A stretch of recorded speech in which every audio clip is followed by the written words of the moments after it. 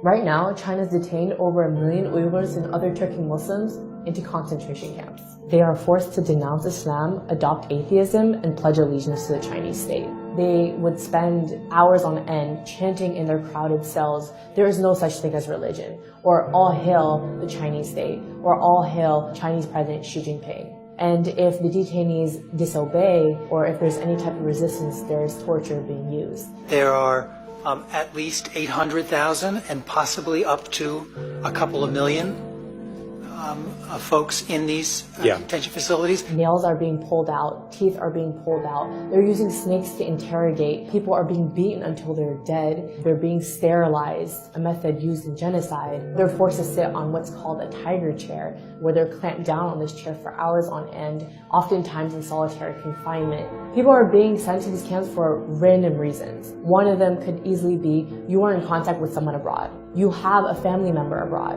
You engage in religion. So if you pray, if you mention the word God in your speech, if you fast, any type of indication that you are practicing religion, that is enough for you to be sent to the camps. And thousands of people have actually been transferred from these camps to prisons. One of my relatives in early 2017 got put inside one of these camps. Last November, he came out dead. One of my relatives got sent to a camp because he went to the United States to attend my cousin's wedding in 2014. Last August, he got sentenced to 15 years of prison. Many of my relatives, we don't know if they're alive or dead.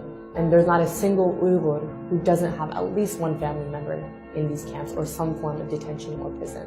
The worst part is when someone dies, their bodies are not taken to their families, but rather their bodies are cremated. And that's another way for China to hide the evidence of bodies coming out of these camps. And it doesn't give us a clear idea of how many people are dying. All of this stuff is happening in secret. The children of these detainees have been sent to state-run orphanages and boarding schools where they are taught to hate their own religion, identity, and are forced to speak Chinese, are subject to abuse and torture. The parents don't know where their kids are. Most towns and villages in East Turkestan are almost empty.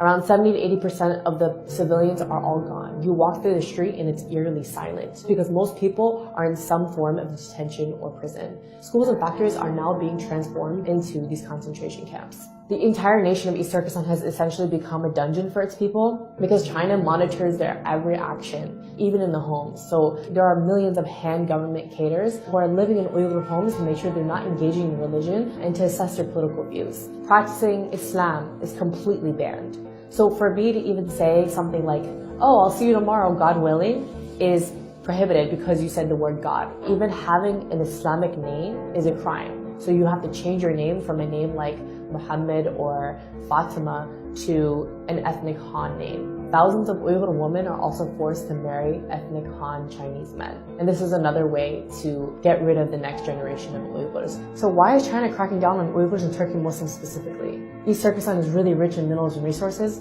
so by putting people into camps and basically carrying out an ethnic cleansing, China is attempting to maintain tight control over the mineral-rich land. You might wonder why the world has been really silent about this whole issue, and it's because of a few reasons. Number one, China has tightly controlled its media, so a lot of what's happening can't really be revealed outside to the rest of the world. Number two, even when people know about it, or even when governments know about it, they are forced to remain silent due to Chinese pressure and their economic and strategic ties to the country. So the question is, what can you do?